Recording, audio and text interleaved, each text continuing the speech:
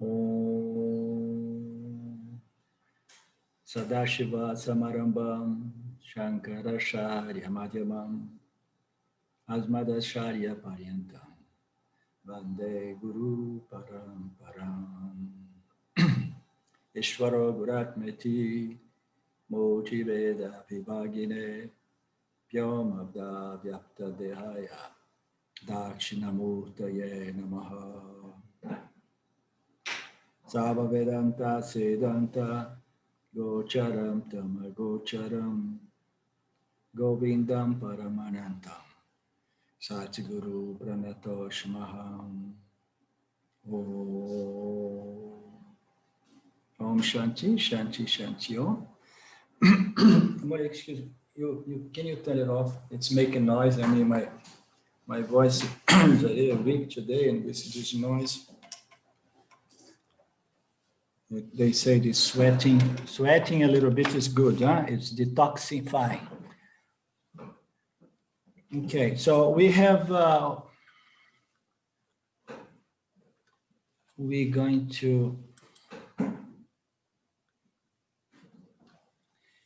are concluding the 108 selected verse of Vivekachudamani. The previous verse was the realization, the manifestation of this process of self-inquiry, when the student comes back and say, okay, finally I got it, I realize it.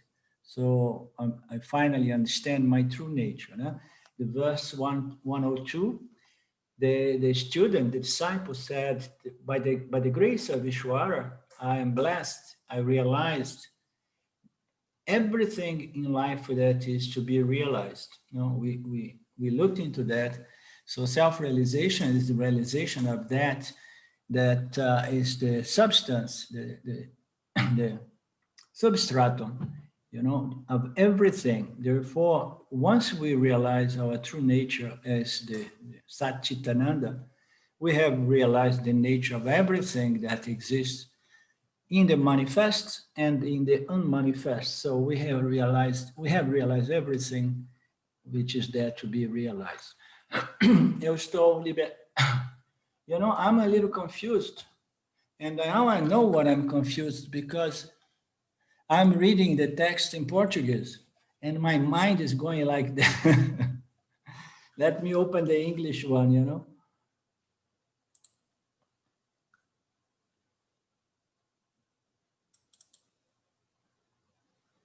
Okay.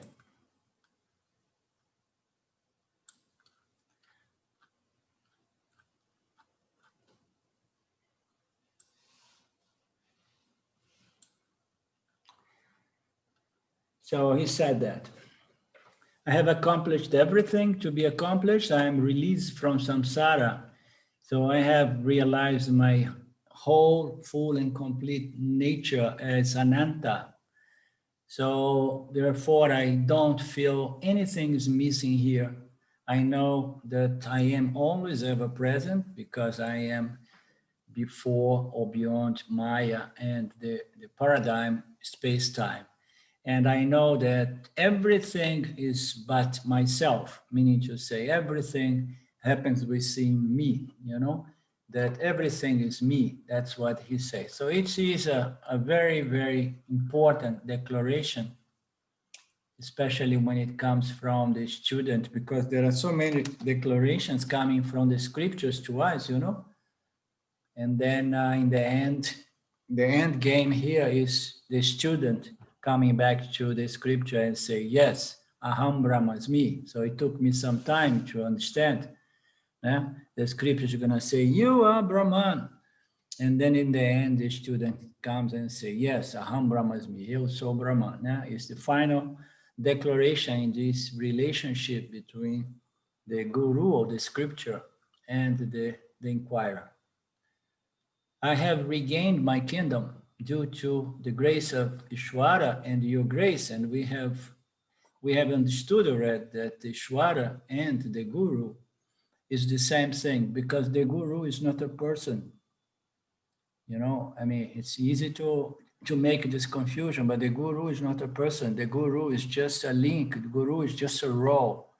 Guru is just someone who is unfolding the teachings without any sense of owning the teachings or having that knowledge privately, you know. So the teacher is just Ishvara, because Ishvara speaks through the teacher, since Ishvara is not an embodied conscious being. It needs to speak through the bodies that belong to him or her, howsoever you want to look and and conceptualize Ishvara. It. So he says, you, Guru, and Ishvara are one, of course, but not the person of the Guru, not the personality of the Guru, you know. It's just that the Guru, everything resolves itself into Brahman, into consciousness.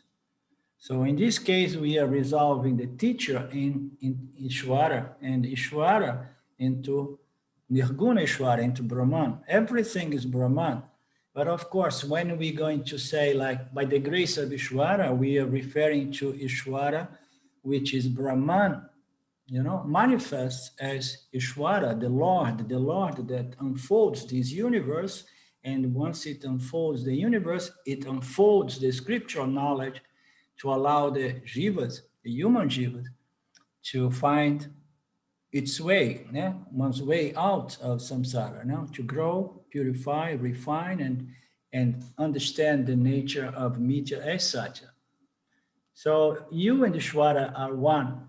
So Ishvara, the student is resolving the teacher into Ishvara, and the true meaning of this statement is like the student should resolve itself as well into Ishvara, you know, and everything resolves into Brahman. That is the ultimate truth. So you and Ishvara are one. I bow to you again and again. That was the verse 103. The verse 104, the teacher said, spend your time seeing yourself in every situation and enjoying the bliss of the self. So spend your time doing what? Meditating, you know, removing the object, removing the thoughts, removing the things, you know, removing time. No, I mean, we are here talking about Upanishads. You know, the teacher then says, spend your time. What are you talking about, teacher? Time. The reality is timeless, and you're telling me to spend my time. What kind of ultimate teaching is this, you know?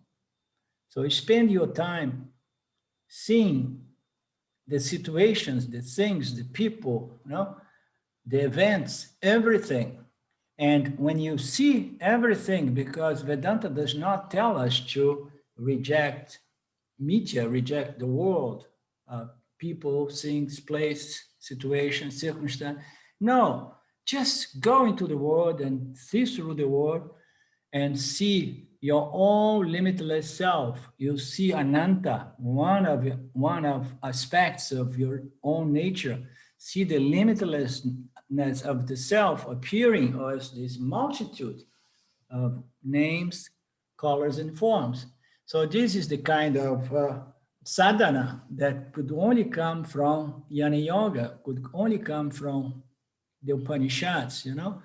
Go about living your life, spend your time, and don't forget, you just let your sense organs connect to all the respective objects, you know, but see the limitlessness of the self, which is your own nature in everything and in everyone.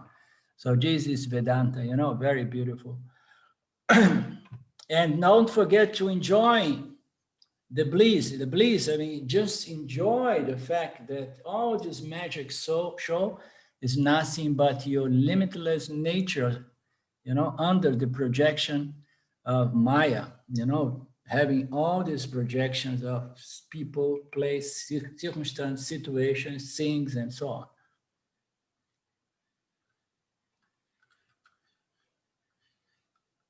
Anything so far? Okay. The verse 105. And then the students say, okay, you can go now, you were free.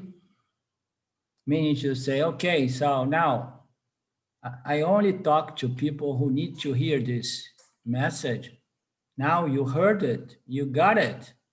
So just make room for someone else, for somebody else, you know? So the Vedanta, the teacher of Vedanta, he just wants to be productive. He does not want to talk just for the sake of talk. He talks to those who somehow are really serious about getting this knowledge together, you know, understanding and so on. But once the person has realized there is no question of attachment, it reminds me of a friend of mine who was coming when I moved to Brazil 7 years ago, maybe. And there was Ramji told someone who is a Brazilian that I had moved to Brazil and told this guy to come and connect with me. And he was really hot. He was fanatic with Vedanta. So he was coming to all my events and he was going to Europe to meet Ramji very often. And then what happened? The guy just, boom, he realized, he got it. And then when he got it, what happened? He stopped coming to my events. And I felt like, oh my God, you know, what a pity. He's not coming anymore. It reminds me of the joke of the guy who was a doctor and his father was a doctor. And his father was very old and he passed all the clients to the son. And then the son one time came home to his old father, very old father. He was already 90 something. And he said, Father, you remember that old lady that you have been treating for the past 60 years? Yes, I know.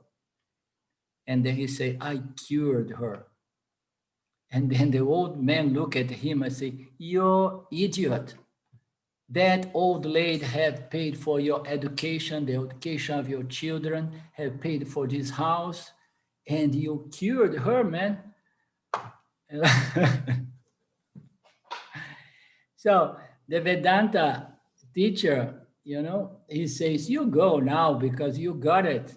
No attachment, you know, you just say, okay, so you don't come anymore, so good for you. So some other people have more space to come and benefit from this talk. So you go, you're free.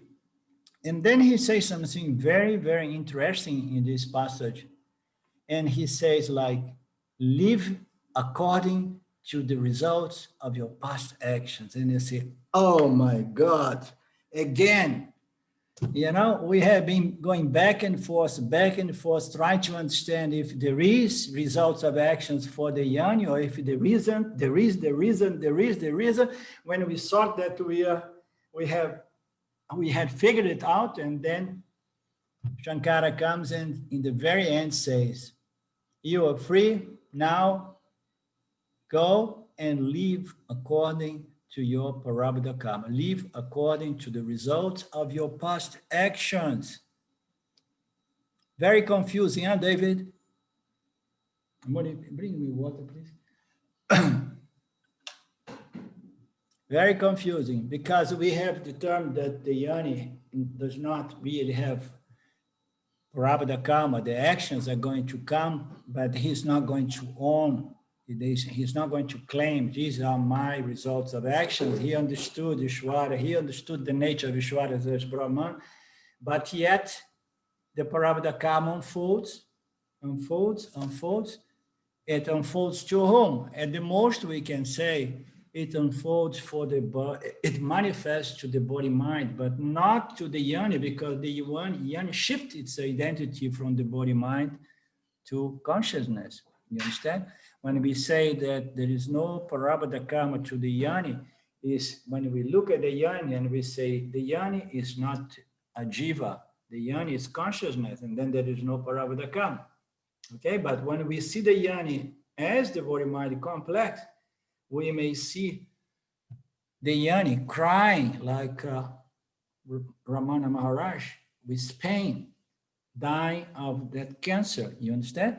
And then you say, what? There is no Parabhata karma for a Yanni. I saw Ramana Maharaj, I saw in the videos, in the pictures, he was in deep pain, suffering, you know, and the mind was tamasic. You see the videos, the final videos of Swami Dayananda when his body mind was so weak, so weak, so weak. And the teachings were no longer good because the mind was too tamasic. You understand? One time I was talking to Ramji, and Ramji mentioned this to me. He said that Swami Dayananda pushed it, and he kept teaching because he wanted to teach to the very end. And the teachings towards the end was not really good anymore. You understand why? Because the body mind was affected by old age, by tamas. You understand?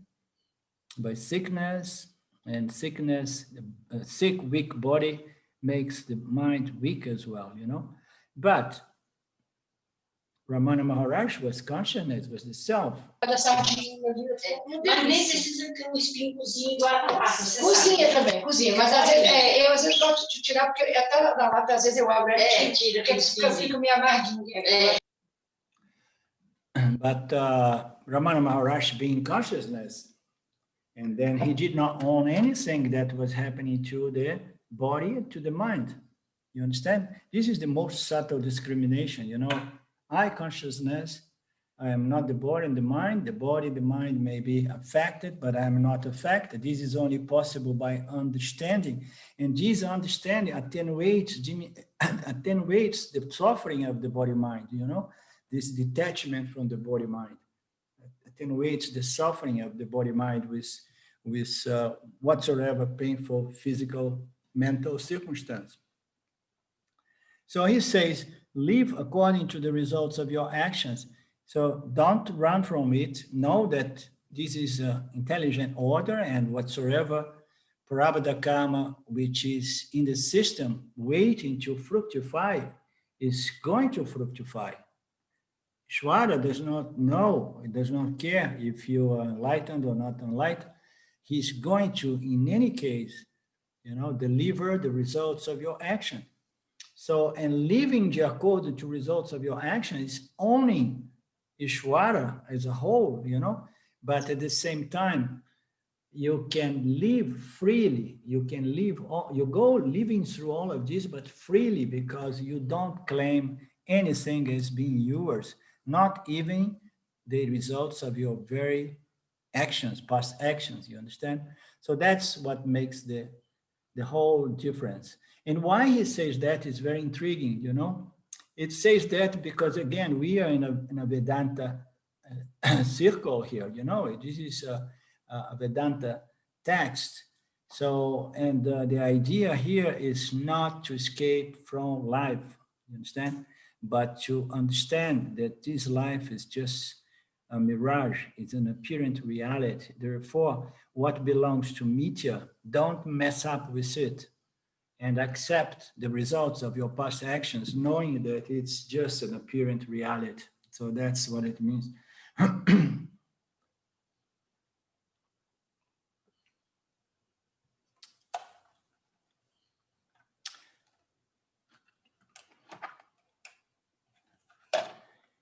The verse appears to contain a contradiction. The student is declared by the teacher free, enlightened, or whatever.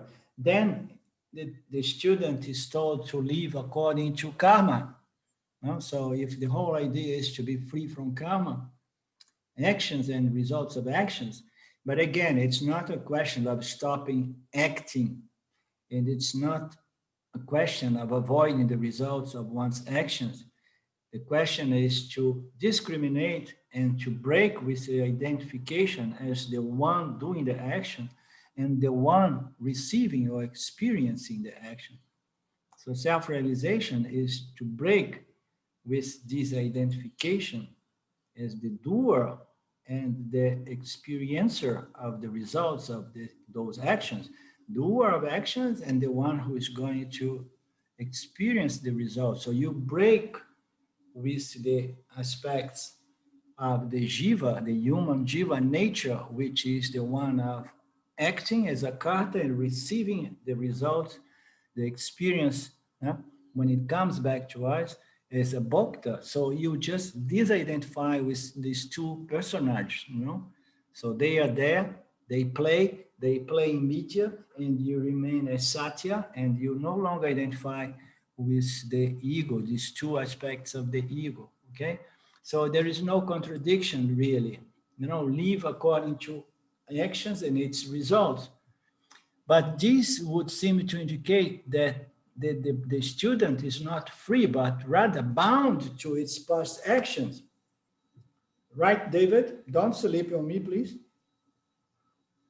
So it means almost that the student is bound to its past actions. So let's recall that reality, Satya, can be understood on three levels: the highest, the empirical, and the imaginary.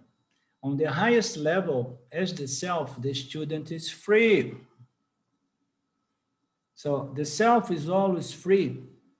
The moment that the inquirer establishes his or her identity in consciousness, as consciousness, he or she is free from what? Is free from the other two realms, two dimensions, two orders of reality, Pratibhasika and Vyavaharika. And he established himself as Paramartika, okay? So the moment that the student shifts his sense of identity from the empirical level and from the imaginary level to the absolute level as limitless consciousness, existence, and then the student is free. So here it says that on the empirical level, the body-mind is subject to the laws of Ishvara, and we know that. On the physical level, whatsoever actions we did in the past are going to come back to the address of our body. And if by any chance the body dies before, receiving the results of certain actions, don't worry, don't think that committing suicidal is a solution, because the Ishvara suspends all the results of past actions until it makes up another physical body for the soul, and then it continues delivering the results of that soul's past actions. So we know that on the empirical level, the body-mind is subject to the laws of Ishvara, and there is nothing that we can do. On the Pratibhasika, on the imaginary level, the jiva is subject to the individual perceptions and feelings that occur in dream and awakened states, basically to one's vasanas. So we are moved, we are governed by our vasanas. On the imaginary level, the jiva is subject to this subjective, load of vasanas, which allows us to see the world, and not only that, to project the dream state as well, and to interpret the Pratibhasika, the projection of Maya Ishvara. We're going to see the reality through our vasana load. In the night we project. So we have these two orders.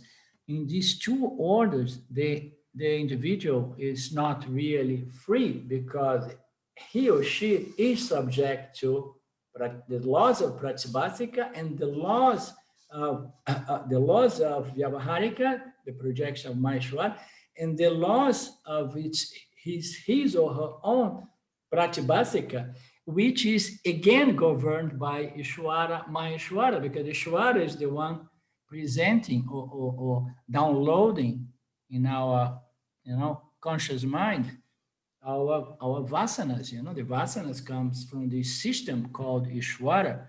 So the jiva on those two levels, they are not really free. Freedom is only possible to the extent that the individual shifted sense of identity. So the identification with these two orders of reality, they are broke, and one has established its reality on the highest level as consciousness. No? But the student knows that individual and the totality are one. This student, he got it, he understood it, he has no longer doubt.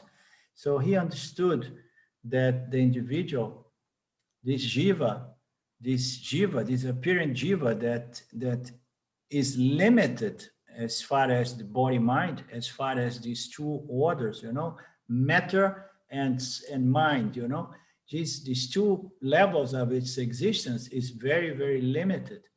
So the student knows that the individual and the totality are one, and that makes the total difference here, because he knows that the individual is just a superimposition, it's just a upadi, is something that appears to be limiting the consciousness, its own existence. It's something that makes it appear that his existence is filled with attributes and qualities and so on. So the student understood that this individual is just a superimposition, apparent superimposition. Therefore, it's know that individual is Brahman. Jivatma is Paramatma, Tattvamasi. So the student, the inquirer got that. He knows that the individual and the substratum of the totality are one and the same. He knows that oneness to be undivided.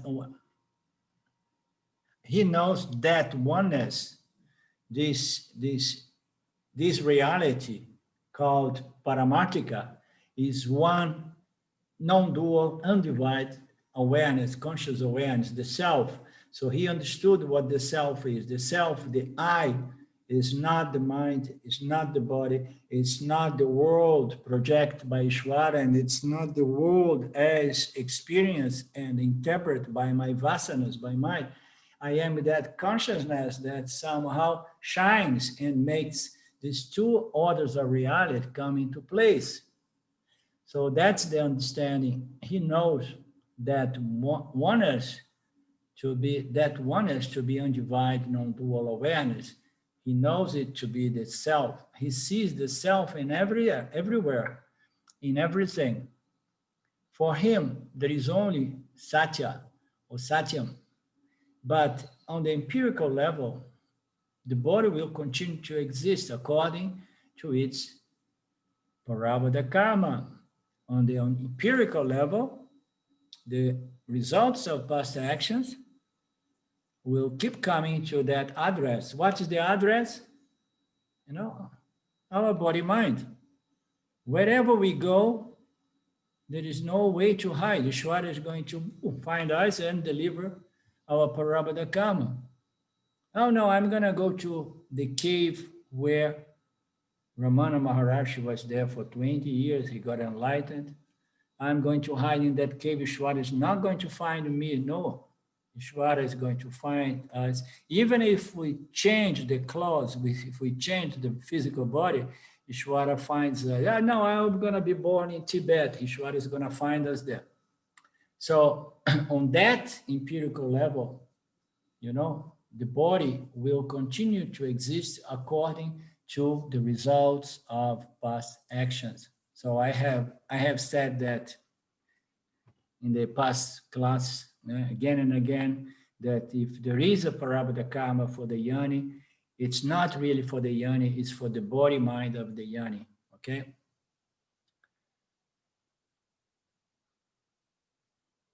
But he knows that he's not the body mind.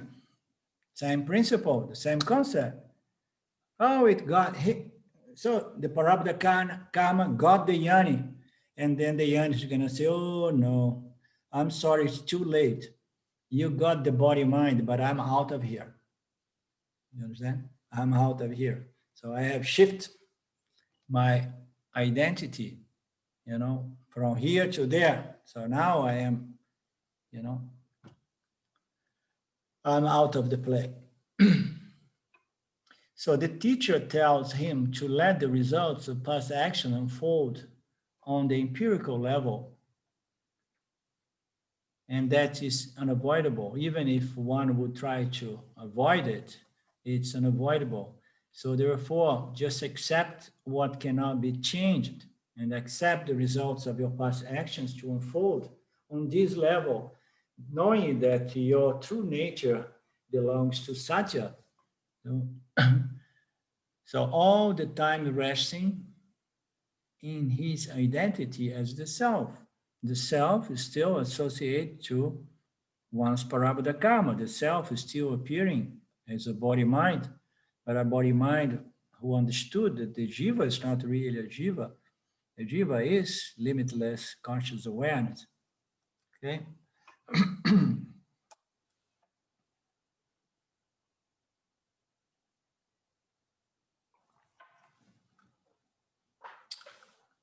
106. The disciple paid his respects to the teacher, his mind drowned in the ocean of bliss.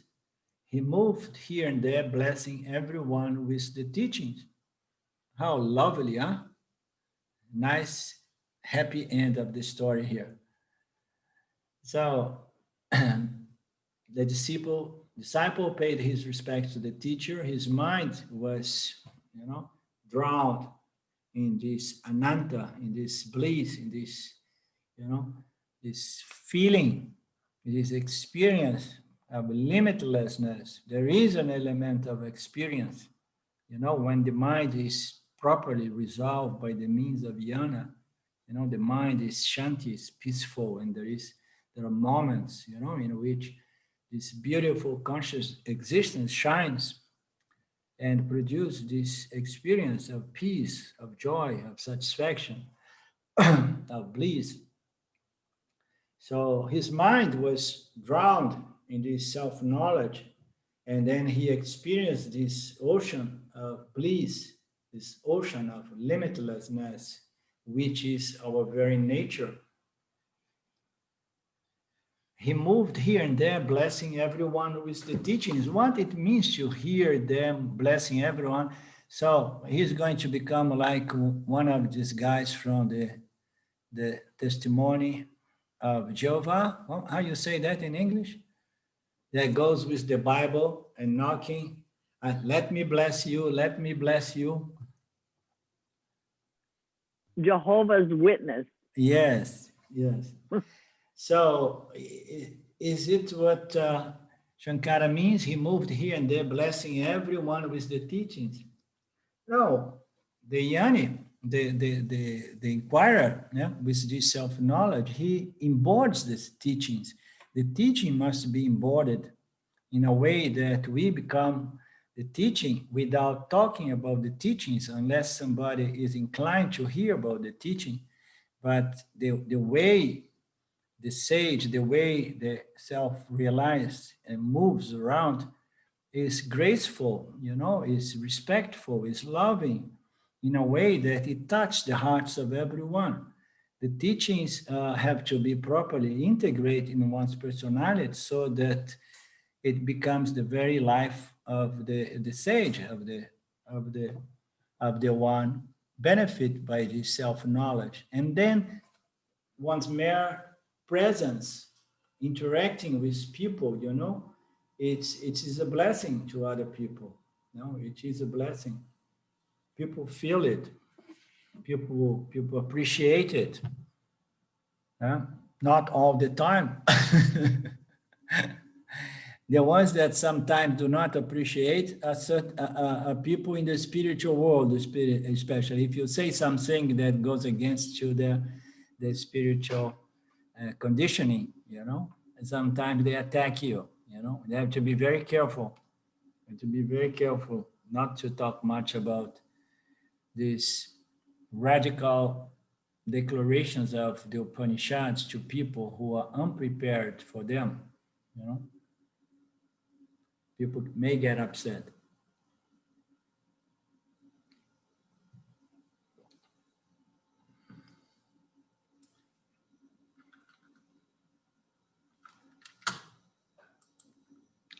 The teacher is, according to the opening verse, is the self.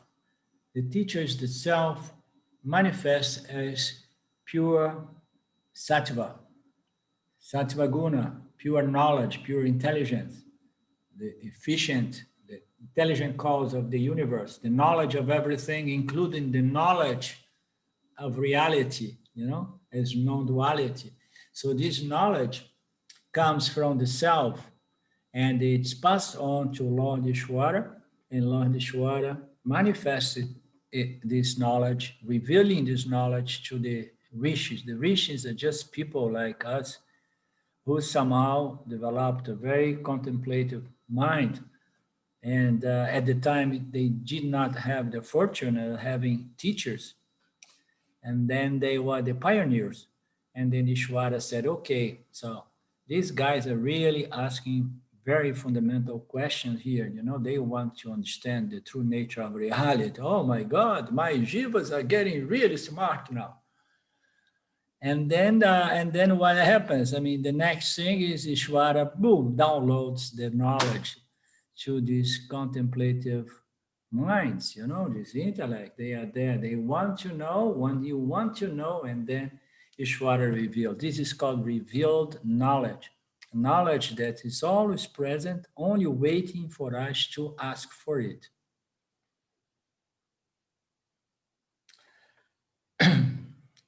Therefore, the teacher is the self, is the Lord Ishvara. So it is also the student. The student, remember I was saying the student has to come to the point to respect the teacher, but yet see that the student, the teacher, everything is resolved into Ishvara and into consciousness. Everything is consciousness. It's a very nice play. So the teacher is, according to the opening verse, the self, and so is the student. And this self is limitless existence. It's limitless knowledge and bliss, consciousness and bliss. One who lives as the self cannot help but sanctify the world and free those who inquire about the truth. So, free, conveying the truth to those who inquire about the truth. Otherwise, zip, and you just pass on one's own grace, one's own love, one's own generosity, one's own happiness. So we will positively affect other people. Living as the self, one cannot help. Even if you say like, okay, no, I don't want to bless anybody. I'm fed up with the world, because sometimes some jnanis are very strange. Some jnanis say like, no, I don't want to know about this because this is just all an illusion. None of this is real. I don't care about, blessing anybody or telling anybody about satya and moksha and all these things, To hell with all of that. But even people like that, and when we look a little more closely, I know two names that people who had that kind of personality, but yet they couldn't help, they had a positive impact on the people searching for self-knowledge, even if they are trying to avoid. So it can take us back to the discussion, what is a superior, what is a higher self-realized being? The one who hides in a cave in silence, or the one who goes all over the world preaching the teachings of the Upanishads? Which one was a higher, and which one have benefited the most the world, So we never know. Understand? This, what defines that is the temperament of the jnani. But yet, we have the example of Ramana Maharaj, who was trying his best to stay alone in a cave, and people start finding him. And he did not want to be found, but people would go and find him. And then he had to come out and look for another cave. And then people kept going to bother him. And then he stayed there for a long time without saying a word, and people would not move, and more people would gather around him. And he had a huge impact in this world, you know. He's considered a guru or a self-realized sage that have a positive impact, you know, in the world. Yeah. So we never know. And then we have on the other end, we have Swami Shimayananda, yeah, very Rajasic, who goes all over the place and yeah, and then makes, you know, the Shimaya mission spread all over the world, and schools and hospitals and gurukulas here and there and so on, teachers. So everyone is going to follow one's nature, but the self-realized cannot help but have a positive impact in the world, you know, even if he hides here and there.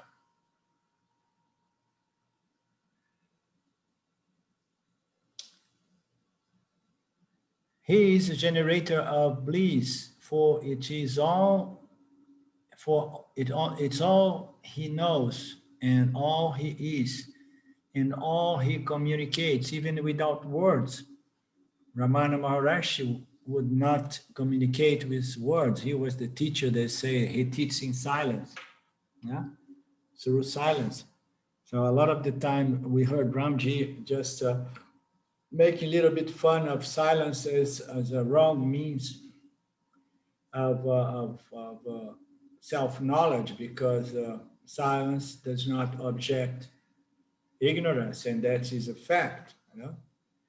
But silence has its purpose as well, you know. It can create a very sattvic atmosphere, and then if in that atmosphere the teachings of the Upanishads are presented, unfortunately this did not happen around the ashram of Ramana Maharaj, because I say that because I have been there, I have been looking, I have been seeing who was going there to give some lectures. And I had the impression, I spoke with Ramji, and he also said that it is unfortunate, but you don't find a Mahatma or a Jnani in there, you know, because everybody got stuck on Sattva. To sit around Ramana Maharaj was a great experience of samadhi. And people were not inclined to disturb that peace and begin studying and contemplate the teachings, you know. Although he has written good verse, which were pure Vedanta teachings, he studied the Upanishads later in his life, as it seems. So even if he does not communicate, he is a generator of bliss. Verse 107, which reminds me of another thing, because the first seminar I did with Ramji was in Tiruvannamalai, when I met Mark, if I'm not wrong. And I was coming from silence and a lot of sattvaguna and peace, and you know, those experience of bliss. Yeah? And my satsangs before I met Ramji was mostly around silence and peace and a few words here and there. Yeah? So I went to this seminar with Ramji. It was a 3-week seminar, and it was intense. It was intense because it was when Ramji first came up with the seminar on Panchadasi, and it was profound, it was subtle, and it was intellectually, it was intense.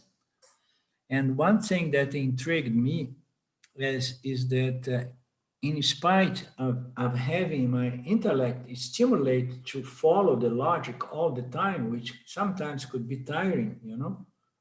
So I'm stimulating my intellect to think in the lines of these teachings in the scripture. And I was surprised to see how much silence and peace that exercise was producing.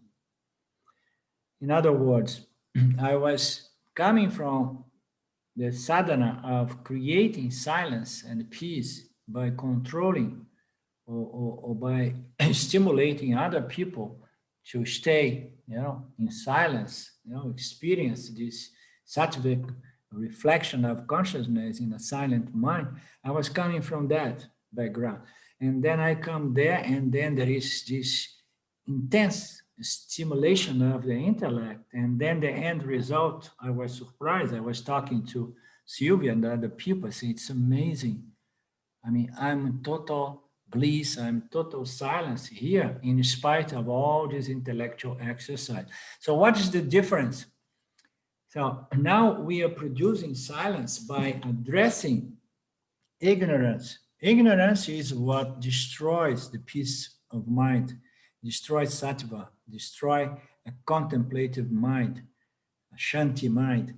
It's what ignorance, these energies, you know, that are all the time unsatisfied, wanting something and moving, and, you know, and then once we start addressing the root cause of this mental disturbance, and then the mind resolves itself through knowledge, through understanding, through addressing the ignorance or applying the remedy of knowledge against ignorance, and then you experience a silence which is much more grounded, much more efficacious, is much more solid, much more reliable, because it's a silence, it's a byproduct of the removal of bits and pieces of ignorance that cause the mind to become like that, you understand, or depressed.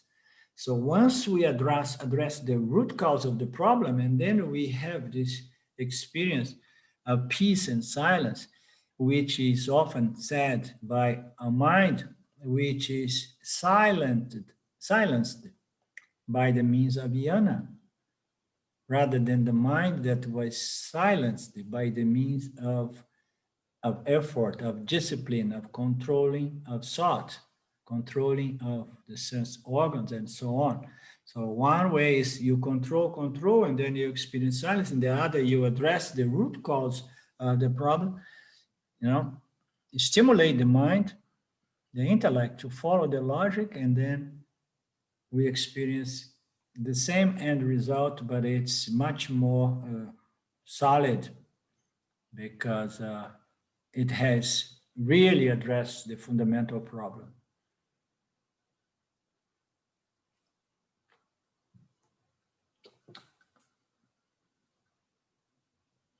Verse 107.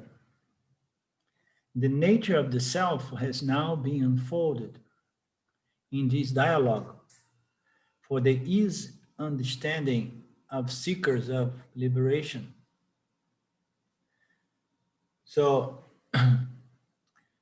he's closing, and he's saying the nature of the self has therefore been unfolded in these dialogues.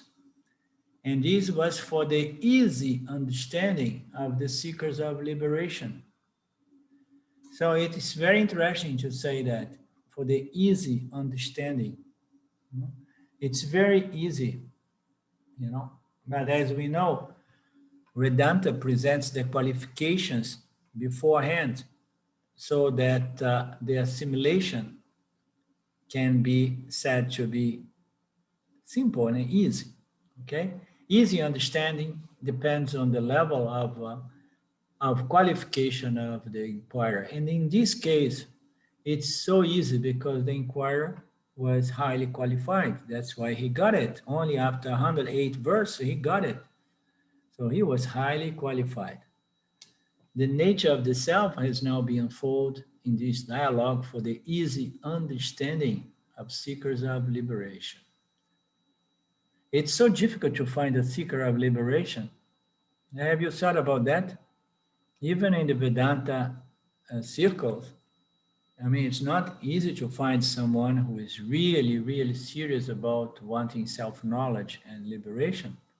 So we are a rare kind of group, you understand, doing this work systematically and dedicatedly. A lot of people like, oh yes, Vedanta, oh yes, I got it.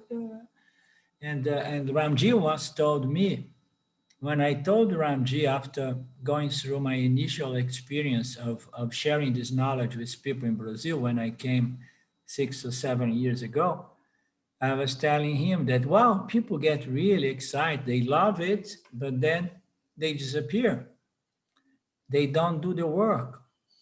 You understand? You can look around and you see a lot of people who find it brilliant, beautiful, and they get high with it, but they don't want to do the work. And Ranjit told me, yes, welcome to the club. You know, it is like that. I have thousands of people visiting my website every week. And then I have hundreds of people coming to my seminars personally, you know, and I can count on my two hands the people who are really doing the work. So it is a fact. And it's not for trying to pump our ego or anything, but most people do not want to do this work because they don't have an intense desire for self-knowledge. That's what it is.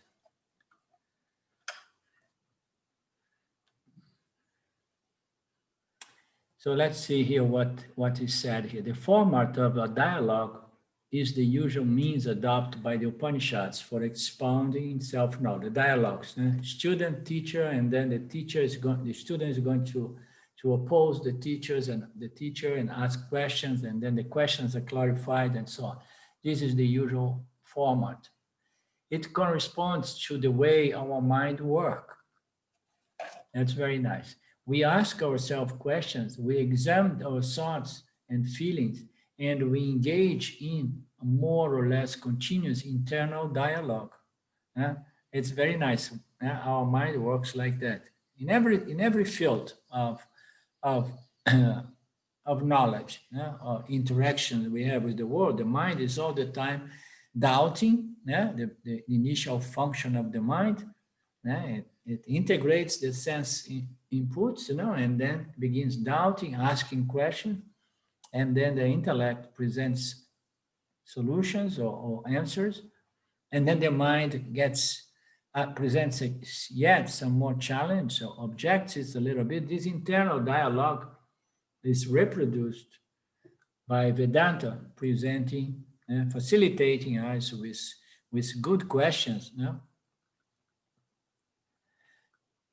It's more or less a continuous internal dialogue, our inner experience, parts of which we sometimes express to others who we believe may help us to sort out the truth. The Upanishads, which takes a lot of humbleness, this internal dialogue, to come to a friend and say, listen, I'm having a conflict here. I'm having all these questions. I'm not having answers that are satisfying. So can you try to help me out here? It's rare to find someone with that level of humility or humbleness or openness. Everybody usually wants to figure things out by himself or herself, or at the most wants to see a shrink, one therapist, and privately. So nobody should know that I need help with my therapist. The Upanishads are economical expressions of the realizations of the rishis, the ancient seers who originated this tradition. They require knowledgeable commentary to be properly understood. So I need help here. The Upanishads are economical expressions of the realizations of the rishis. What do you think that is economical expressions go for? Summary, synthesis. To the point, pithy, just direct. Yeah. Direct. Comprised. Yeah. The Upanishads are economical expressions of the realizations of the rishis. Okay. So the rishis have realized all of that, and they are anonymously, they say that I did not come up with all of this. I just asked some questions and then answers were provided. No, they say that it was revealed to them, not originate by them. So they are economical expressions of the realizations of the rishis, the ancient seers who originate this tradition, the ones who saw it, the ones who heard it, those are the rish, they did not write it from their own mind, they did not produce it, they just got it, he received it. They were receivers. They originated this tradition. These Upanishads require knowledgeable commentary to be properly understood. Without the requisite background and expect guidance, one encountering the Upanishads is likely to toss them aside as the unintelligible archon of a bygone age, or worse, to interpret them according to whatsoever prejudice he may bring to the reading. So it means to say that the Upanishads, they, with rare exceptions, requires a teacher to help us to understand it, because if we, as we know, if we get the Upanishads and we begin reading them by ourselves, we're going to get confused, very much confused. We are not going to understand the context in which way certain things can be said now and contradict in the next verse and so on. So we need someone who have gone through this process to understand and to clarify. It needs to be properly understood by someone with the help of a friend or a teacher. Without the requisite background and expert guidance, so the Upanishad is not going to be really of much benefit to people, and people are going to tend to interpret them according to their prejudice. So it's interesting. I met one guy recently in my group in Brazil, that the guy, he reads the Upanishads, and not only the Upanishad, but scriptures from other spiritual philosophies or circles. And he has so much knowledge, and his knowledge is good. It's very good. And he seems to have a good comprehension of the teachings. And he was showing up so excited, so much excited. And I loved the guy because there was this childlike energy in him when he found our group. Our group in Brazil is big. We have thousands of people. And he found this group and he was like, oh, finally, I found my family here. He was like a child, so happy. And he had this huge knowledge and he was again and again contributing beautifully. But his knowledge was mostly academic knowledge, you understand? But he was interpreting good here and there. But then in the end, down the road, it became a problem because he began trying to correct too much the teacher.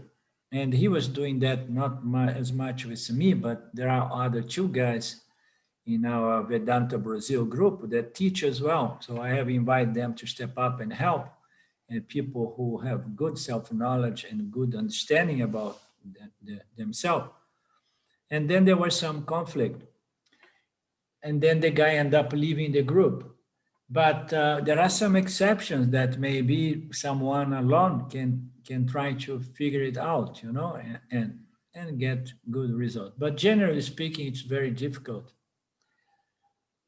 Shankara's great contribution to Vedanta in his organization and the explanation of the compressed and sometimes seemingly contradictory material found in the 108 extant Upanishads, along with his commentaries on the Bhagavad Gita and Brahma Sutra. So as we know, Shankara is our hero. Yeah? So our Sampradaya is very much based on Shankara's contribution in the past 1,300 years ago. He was a very important link in our tradition. He has reignited the flame of Vedanta in a moment that the Vedic culture was a little bit under attack, so to speak, from other circles, other philosophies, Buddhism being the number one, you understand? So Shankara's great contribution is his organization. Shankara did not bring anything new, and he just organized the teachings, and he was just compiling his texts, bringing bits and pieces from Bhagavad Gita and Brahma Sutras and other Upanishads and the 100 plus Upanishads. So he has presented. That's why I like to unfold these manuals, Vedantic manuals from Vidyaranya and Shankara, because they are very nicely organized, and they have a little bit of everything. The most fundamental notions and aspects of the teachings are there.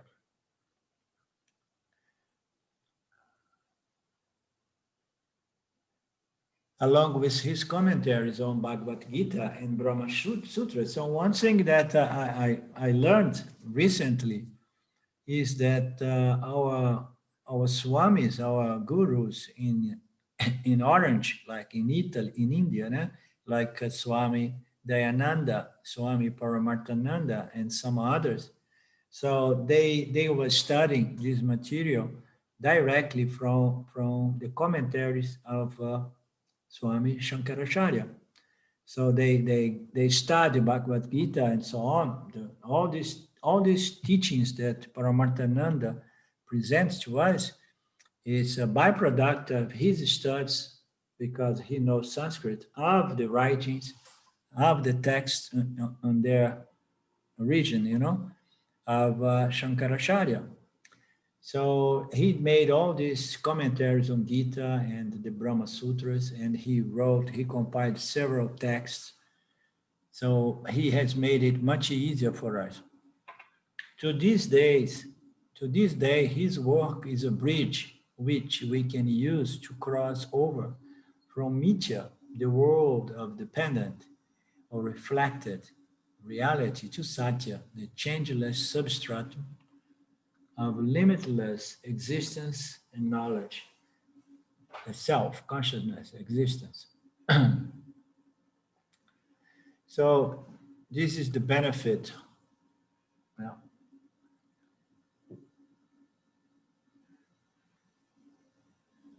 this verse serves as an apologia, a statement in which you defend something that you strongly believe in. For example, a way of life, a person's behavior, or a philosophy.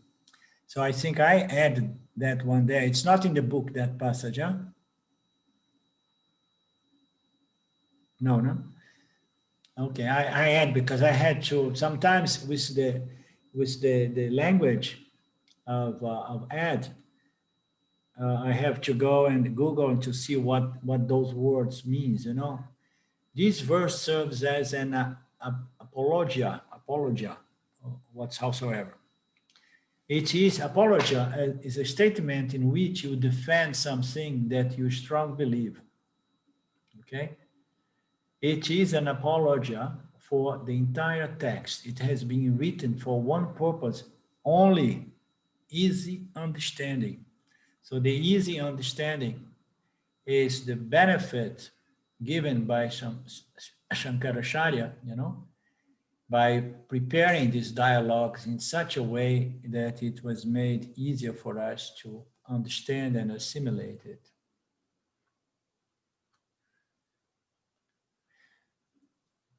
Shankara takes us by the hand and leads us step by step to the recognition that we are none using the process called superimposition and negation. We are none. Shankara takes us by the hand and leads us step by step to the recognition that we are one. No, it's wrong here. We are one. The Jivatma and Paramatma is one. In my text, there is a none. It's one, right? I think No, it's supposed to be none. Huh? Because it says We are none of the things we have Okay. long believed we were. Okay. Shankara takes us by the hand and leads us step by step to the recognition that we are none. Using None the of the process, things we have long believed we were. right. You're Using missing out half a sentence, Arlinda. Oh, I'm missing half a sentence. Okay. Okay. That happens It sometimes. says we were none of the things we have long believed we were. Okay, we Okay. have long believed we are. Okay, thank you. And he does that using the process called superimposition and negation. He reveals the superimposition and then he negates the superimposition again and again. Superimposition and negation of the superimposition. Everything you say, oh, this is real. No, it's again a superimposition. Okay, so that is the process Vedanta used, the famous process. Superimposition and negation of the things we have long believed we were, which is the principal teaching method of Vedanta. Vedanta, the text considers the various sheets or identities that we mix up with the self. It shows us that they are ultimately unreal, mithya, and raise us to progressively subtler levels of understanding. So it's kind of presenting a kind of a summary now. Huh? Are texts such as Vivekachudamani strictly necessary? We have, after all the Upanishads, along with all other source texts of Vedanta. None of these texts, however, is designed to operate independently of the teacher-disciple relationship. In Vivekachudamani, the student is not unfamiliar with the Upanishads. He is confused by them, but he is not unfamiliar. So he seeks a teacher. No text can take place of a teacher, but works such as these, Vivekachudamani, can help normalists to clarify our understanding so that we can benefit more readily from the guidance of a teacher provides. So it's trying to make a point there that even a highly qualified student could benefit from a relationship with a teacher because, you know, with rare exceptions, a teacher is needed to undo, to clarify this confusion between one's true nature and the sheets. We become inspired by the insights we gain from its reading, and this increases our longing for liberation, which is one of the 4 qualifications Shankara lists for the student of Vedanta. It is this longing, this desire, this intense desire that can be understood as the grace of Ishvara that leads us to a teacher. Very nice, huh? So we are think about grace, everything is grace, but there is no grace such as this desire for liberation, desire for the truth, desire for self-knowledge. Every human being is moved by desire. And the most possible, best grace, the best punya possible, is to have this desire to walk away from the world and go into this journey of self-discovery, self-inquiry. And this longing, which is the grace of Ishvara, finally enough leads us to a teacher.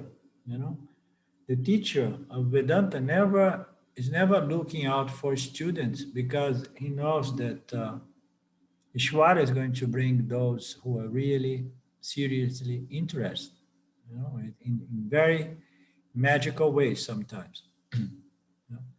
So some people think that, oh no, you are doing this work, it's a good work, but let me help you.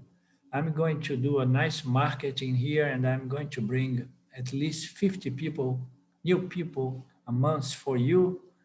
You know, I had some friends that were trying to make it, you know, more efficacious, and I did not want to hurt the feelings. I let them do certain things, but none of this worked because you cannot make people to be mature enough for Vedanta, you know. You cannot push it. You cannot force it. It's grace that leads us, you know, it's the spiritual punya that leads us to the Upanishads.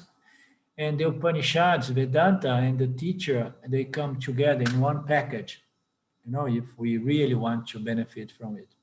There is at present something described as the Neo-Advaita, We're going to skip this. But freedom moksha does not come only from knowing the self-aware. And the beauty of Vedanta is like we are not only there presenting, you know, you are Satya and talking about your limitless nature and so on. So we go into media because unless we do this chirurgical, yeah, you know, operation of going there and looking for all those erroneous notions, those ignorance, you know, that are preventing us from fully appreciating and enjoying our nature. Unless we go in Mitya, we go in Avidya, explore the world of Avidya, you know. So the final statements of the Upanishads usually do not help much, you know. So that's what he says, because in the Neo-Advaita movement, everybody talks about Yuva consciousness. I heard about that 20 years before I met Vedanta, and everybody say, you are conscious, all there is consciousness. This is the very famous statement. All there is consciousness, and you are that. And I love that statement. And I was staying with that, but it's difficult if you don't have the tools to clean up your house, you understand? To go and learn about karma, dharma, and live a proper spiritual religious life, you know, and then in the process, yeah, do your upasana until you are qualified for really understand the statement, all there is consciousness and you are consciousness. We get high when we hear those, but then it remains as a potential, as a suggestion, as an idea, as a notion.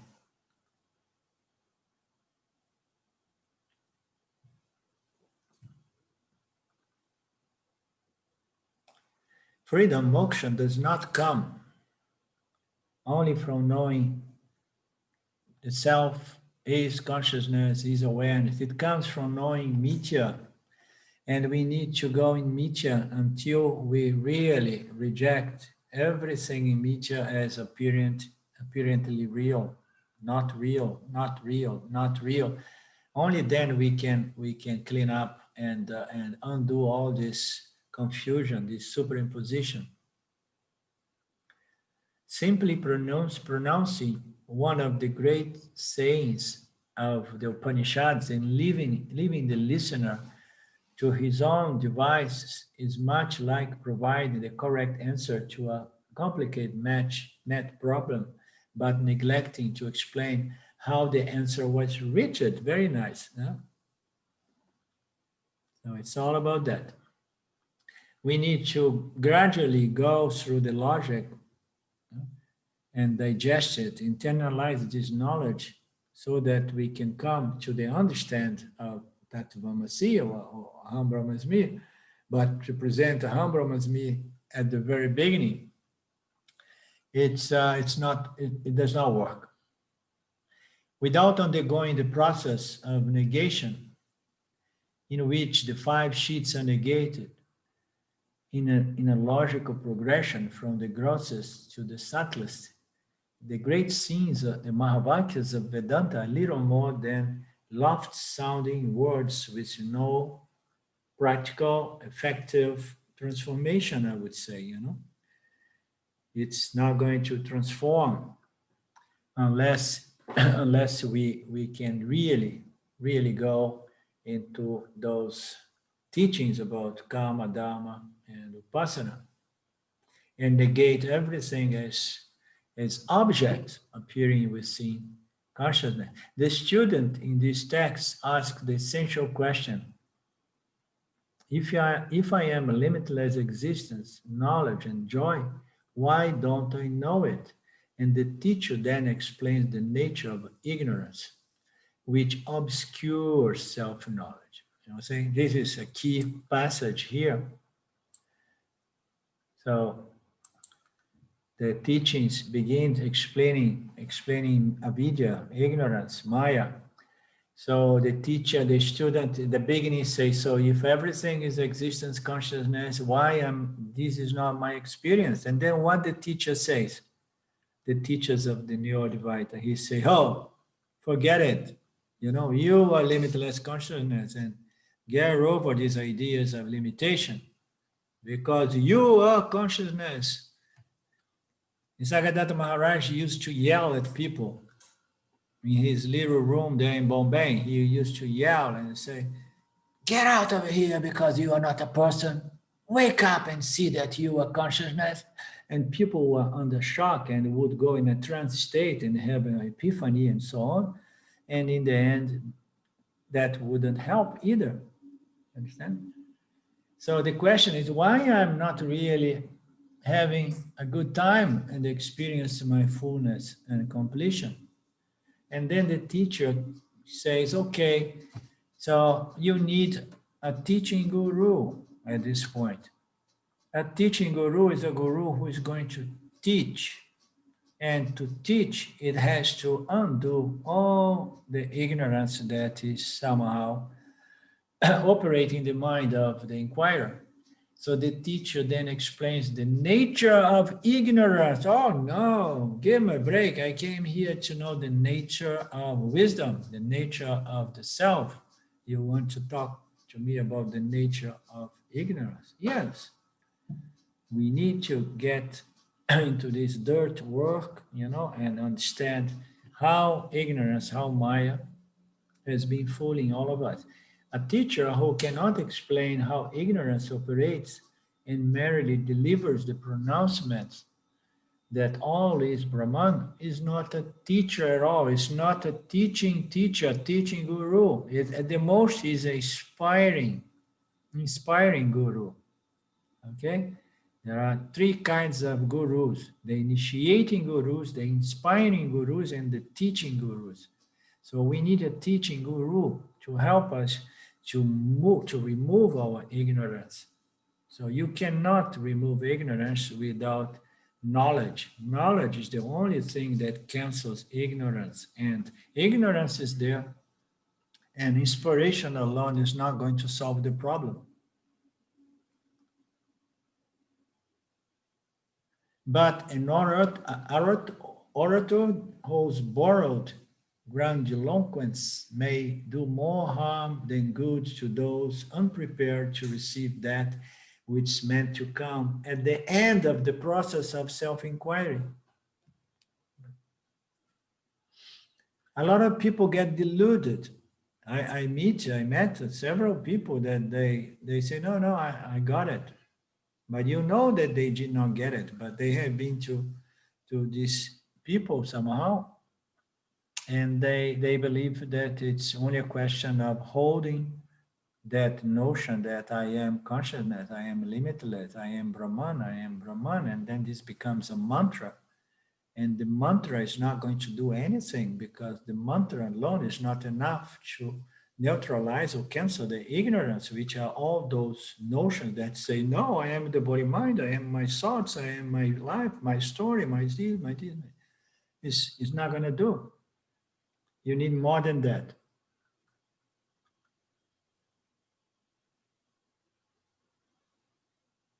It must come in the very end, at the very end of the process of self-inquiry, when one has come to recognize the levels of understanding from which such statements can be evaluated. It serves little purpose to tell a man in chains that he should think of himself as free. It reminds me a very, very interesting story.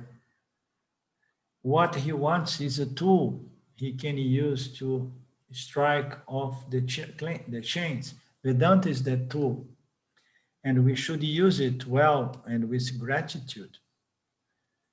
So if you have somebody in chains and you say, "Don't worry, man, you're free," yeah? And not in the spiritual sense. You say like, "Don't worry, you are free. Just imagine that you are free. I am free. I am free." I met a guy who was so deluded. He believed in the law of attraction and the ability to create reality by thinking positively. His life was a mess. It was poverty and disorder and lack and chaos. And one time I went to visit his guy, and when I looked around his house and his property, and then he told me, "Oh, don't be impressed." He literally he told me like that. "Don't be impressed with none of this, because none of this is my reality," he said. "None of this is my reality. My reality is in here, and I'm creating it. I'm holding my reality in here, you know? And don't be misled to believe that this is my reality. I'm not dealing with this. I have it in here." So this is a typical example of the pratibhasika, the world of the daydreaming mental condition of imagining that, "Ooh, this, I'm creating it here and I live in my dream world."